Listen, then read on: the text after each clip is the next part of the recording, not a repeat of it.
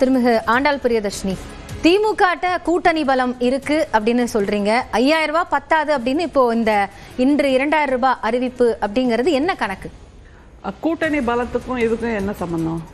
அதுக்கும் இதுக்கும் தொடர்பு இல்லை. இது திராவிட முன்னேற்ற வலுவான ஒரு கட்சியா இருக்கு, திருப்பி 2.0 வரளவுக்கு மக்களோட ஆதரவு இருக்குன்னு சொல்லக்கூடிய நீங்க அடுத்தடுத்து இந்த அறிவிப்பை வெளியிடுறதுல என்ன கணக்கு இருக்குன்னு நான் கேட்கிறேன். கூட்டணி என்பது ஒன்று, அது ஒரு கணக்கு. இந்த மாதிரி மக்கள் நல கொள்கைகள் அல்லது மக்கள் நல திட்டங்கள், மக்கள் நல செயல்பாடுகள்ங்கிறது ஒரு அரசோட கடமை. அதைத்தான் எந்த விதத்திலும் பிழை இல்லாமல் எங்களுடைய தலைவர், நம்முடைய முதல்வர் செய்து கொண்டிருக்கார். அதனால அதையும் இதையும் இணைக்கணும், புள்ளி வைக்கணும், கோலம் போடணுங்கிறது கிடையாதுங்கிறதுக்காக நான் சொல்ல வரேன். கூட்டணி பலமாக இருக்கிறது. காரணம், நாங்கள் கொள்கைகளால் இணைந்திருக்கிறோம்.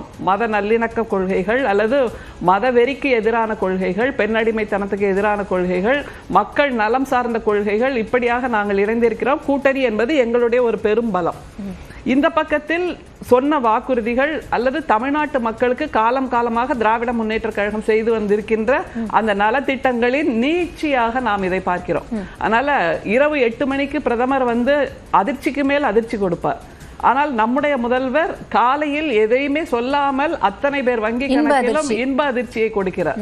அதுதான் பிரதமர் வந்தால் ஷாக்குக்கு மேல ஷாக்கு, நம்முடைய முதல்வர் வந்தால் சர்ப்ரைஸ்க்கு மேல சர்ப்ரைஸ். இல்ல, அது தேர்தல் நெருக்கத்துல இவ்வளவு சர்ப்ரைஸ் வரதுனாலதான் அந்த கேள்வி வருது. தேர்தல் நெருக்கம்ங்கிறது நீங்க அத காரணமா சொல்றீங்க.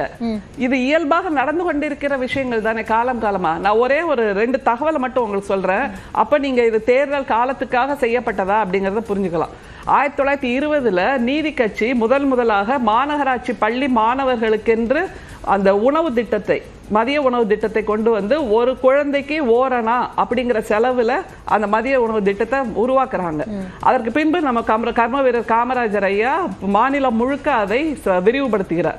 நீதி கட்சி 1000 விளக்கு தொகுதியில தான் முதல்ல உருவாக்குது. அதுக்கப்புறம் பல சேத்துப்பட்டு, மீர் சாஹிப்பேட்டை, இந்த மாதிரி இடங்கள்ல அதை அறிமுகப்படுத்துறாங்க. உடனே என்ன ஆகுது, 811 மாணவர்கள் இருந்த அந்த பள்ளிக்கூடத்துல 1671 பேர் கூடுதலாக சேர்றாங்க. எதற்காக உருவாக்கப்பட்டதுன்னா, இந்த பள்ளிக்கூடங்களில் பிற்படுத்தப்பட்ட அல்லது ஒடுக்கப்பட்ட அந்த குழந்தைகளின் காலடிகள் சேருவதே இல்லை. அவர்களுக்கான முள் பாதையாக அந்த கல்விக்கூடங்கள் இருந்தபோது உணவை கொடுத்து அதன் மூலமாக நீ வா, உன்னுடைய வயிற்று பசியை மாற்ற. உங்க பாயிண்ட்ல இருந்து ஒரு கேள்விக்கு வரேன். அது ஒரு குறிப்பிட்ட சமூகத்தோட வளர்ச்சிக்கு கொண்டு வரதுக்கான ஒரு விஷயம் அப்படின்னா, 40 லட்சம் பேர் இன்னைக்கு அறிவிச்சிருக்கக்கூடிய உதவித்தொகையினால பயன்பெறுவார்கள் அப்படின்னா, அப்ப அந்த 40 லட்சம் பேர் அந்த நிலைமையில வைத்திருக்கிறது அப்படிங்கிறது சரியான 20 அப்போ ஓரணா. நீ அந்த கணக்கு புரிஞ்சுக்கோங்க. அப்போ செலவு செய்யப்பட்டது ஓரணா. ஆனா இப்போது ஒவ்வொரு மாணவருக்கும் எவ்வளவு செலவு செய்யப்படுகிறது மதிய உணவுக்காகவோ காலை உணவுக்காகவோ ரேஷியோ அதிகமா இருக்கும். அதனால உடனே கையேந்த வைக்கிறீர்களா அப்படின்னு சொல்லக்கூடாது. அதை தவிர மிக முக்கியமான ஒண்ணு, முதியோர் உதவி தொகைங்கிறது 1/4/1962 துவங்குறோம். அப்ப கொடுக்கப்பட்ட அமௌண்ட் வெறும் 20 ரூபாய். இப்போது எத்தனை மடங்காக உயர்ந்திருக்கிறதுங்கிறத நீங்களே பார்த்துக்கலாம். அது மாதிரி மணியம்மை கைம்பெண் மகள் திருமண உதவி தொகையின்றையும் ஆரம்பிக்கிறோம். அப்புறம் அந்த கைம்பெண்களுக்காக உதவியாக தையல் எந்திரத்தை கொடுத்தது நம்முடைய திராவிட முன்னேற்ற கழகத்தின் ஆட்சி தான். அதனால உடனடியாக இது காலம் காலமாக திமுகவின் அடையாளம் என்பதே மக்கள் நல கொள்கைகள்.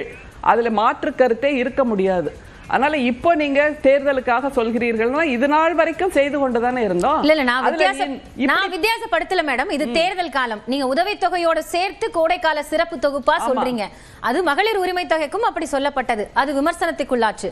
அந்த அடிப்படையில இந்த மாதிரி ஒரு நேரத்துல வரும்போது அதுல எந்த ஒரு ஆதாயமும் இருக்காதா? என்ன ஆதாயம்னு நீங்க அப்ப அந்த குழந்தைக்கு ஓரணாக்கு சோறு கொடுத்தாங்கல்ல, அதுல என்ன ஆதாயத்தை நீங்க பாத்தீங்க?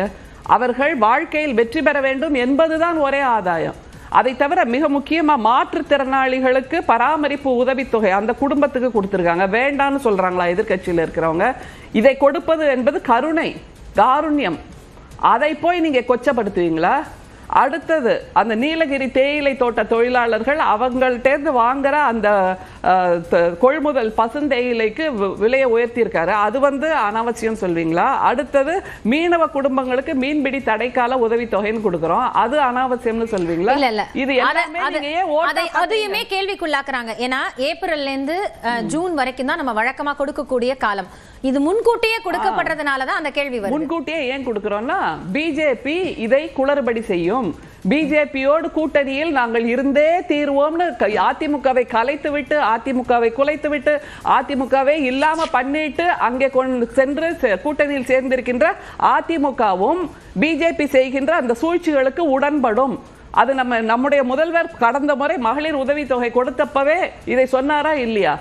பிஜேபி ஏதாவது சூழ்ச்சி செய்து இந்த மாதிரி நலத்திட்ட உதவிகள் மூலமாக நாங்கள் கொடுக்கின்ற அந்த பணக்கொடை உங்களுக்கு வராமல் செய்துவிடும் அப்படின்னு உச்சநீதிமன்றத்தில் வழக்கும் போட்டாங்க. இப்பவும் அதேதான். அப்படின்னா மாற்றுத்திறனாளிகள் யோசிச்சு பாருங்க, அவங்க வெளியில வரணும்னாலே கூட யாராவது வரணுங்கிறப்போ அதற்கான பராமரிப்பு தொகை, கைம்பெண்களுக்கான பராமரிப்பு தொகை, முதியோர் உதவித்தொகை, இதுல இருந்தெல்லாம் மண்ணை அள்ளி போடுறதுதான் பிஜேபியோட ஒரே வேலை. அவங்க என்ன செய்வாங்க? திரும்ப திரும்ப 16 லட்சம் கோடியை அவர்களுடைய நண்பர்களுக்கு தள்ளுபடி செய்வீங்க. நீங்க அதையெல்லாம் கேட்க மாட்டீங்களா? அது தேர்தலுக்காக இல்லையா? அதன் மூலமாக ஒரு தாக்கம் உருவாகாதா? என்ன தாக்கம் உருவாயிச்சு? 16 லட்சம் கோடியை வங்கியிலிருந்து தள்ளுபடி செய்துவிட்டு அந்த பெரும் பணக்காரர்கள், பெரும் செல்வந்தர்கள் மூலமாகவே தங்களுடைய தேர்தல் கணக்கை அவர்கள் நடத்தி கொள்கிறார்கள். அது எங்க பார்த்தோம்? நம்ம பீகார்ல பார்த்தோமா இல்லையா? 10,000 ரூபாய் கொடுத்தாங்களா இல்லையா அத்தனை பெண்களுக்கு? அதேதான் கேட்கிறேன் நானும். பீகார்ல அந்த மாதிரி கொடுக்கப்பட்டது அவங்களுக்கு பாஜகவினுடைய வியூகம் அப்படின்னா அந்த வியூகத்தை திமுக கையில் எடுத்திருக்காங்க. கொடுக்கப்பட்டது திமுக ஆரம்பித்த பின்பு பார்த்து கொடுத்தார்கள். நாங்க எங்களை பார்த்து தானே அவங்க பண்றாங்க. இந்தியா முழுக்க ரேவடி கல்ச்சர்னு அப்ப பிரதமர் 2014 இருந்து கிண்டல் பண்ணார்ல. நம்ம யாரையாவது அப்படி கிண்டல் பண்ணிருக்கோமா? இல்லையே. அதே பாஜக என்டிஏ கூட்டணியில தான் இருக்காங்க. தமிழ்நாட்டுல அதை இன்னும் பண்ணலையே. தமிழ்நாட்டுல எது பண்ணல?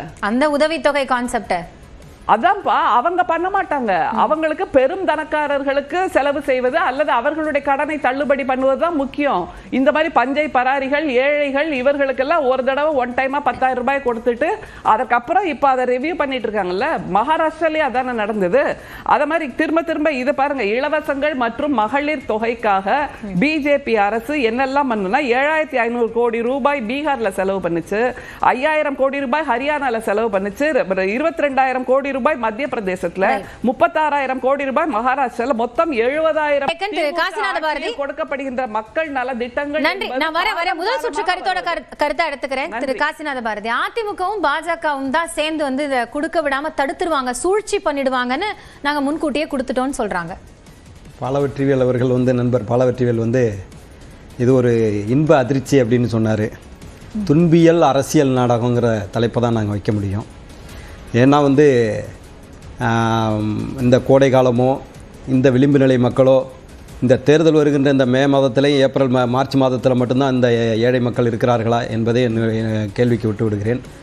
இவர்களுடைய இந்த அறிவிப்புகள் எல்லாமே ஒரு மக்கள் நல அரசை நாம் நடத்தவில்லை என்ற குற்ற உணர்ச்சியினுடைய வெளிப்பாடாகவும் உச்சபட்ச தோல்வி பயத்தினுடைய வெளிப்பாடாகவும் தான் அனைத்து இந்திய அண்ணா திராவிட முன்னேற்றக் கழகம் கருதுகின்றது.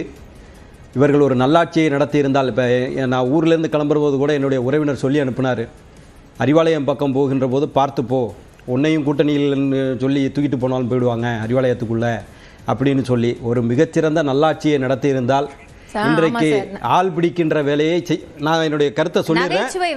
மேடம் அவங்க பேசின போது நீங்க குறுக்கிடல, கொஞ்சம் எனக்கு வாய்ப்பு கொடுத்தீங்கன்னா என்ன, அதனால அந்த அவர்கள் ஒரு மிகச்சிறந்த நல்லாட்சியை நடத்தி இருந்தால்